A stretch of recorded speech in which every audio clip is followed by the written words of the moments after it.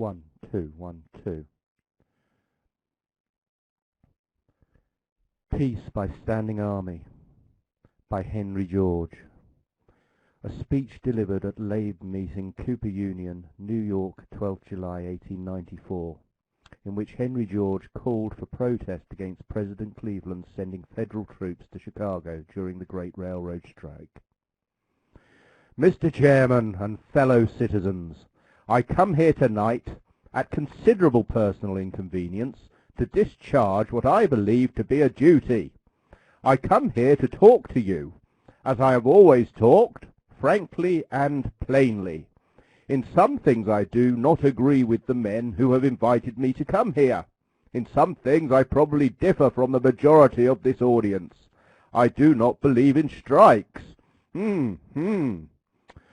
I'm not disposed to denounce George M. Pullman. I come here as a citizen, as a Democrat.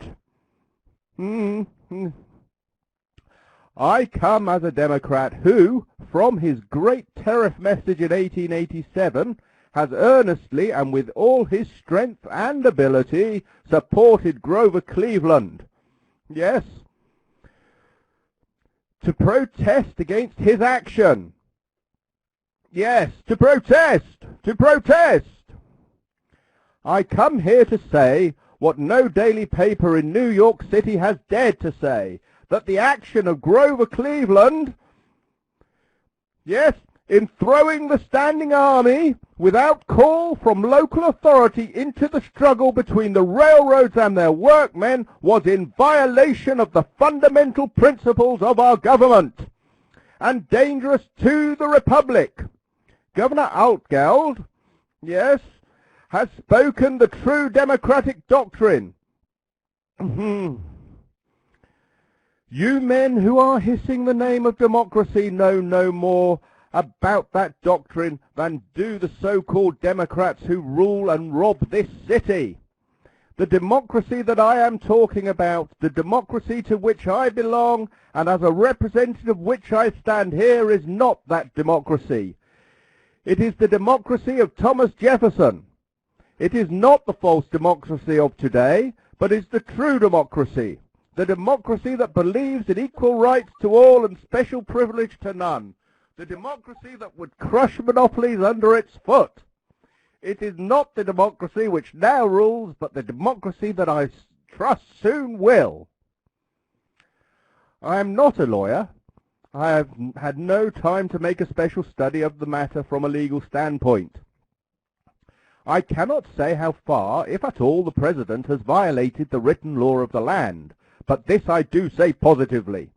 He has violated that law more important than the written law. He has violated the fundamental principles of our polity. Yes. The doctrine that the federal power should be slow to interfere in that in which it is not directly concerned is a foundation stone of our republic. Governor Altgeld and Governor Waite are right. Yes, they're right. If the Standing Army is to be sent into the states of this nation as it has been sent into the state of Illinois and other states, in the federal executive of its own motion is to undertake to keep the peace between citizens throughout the land, what shall the end be?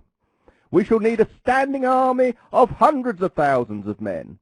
The moment this principle is acknowledged, there is an end to local self-government. The Republic dies, and in all but name and hereditary succession the empire has come. It is the lesson of the history of the world. Peace kept by a standing army is incompatible with a true republic. This is a time for every sober man who loves his country and wishes to see it exist in peace and plenty to redeem its promise and fulfill its high destiny, to enter his protest against this presidential action, temperately, firmly, unequivocally.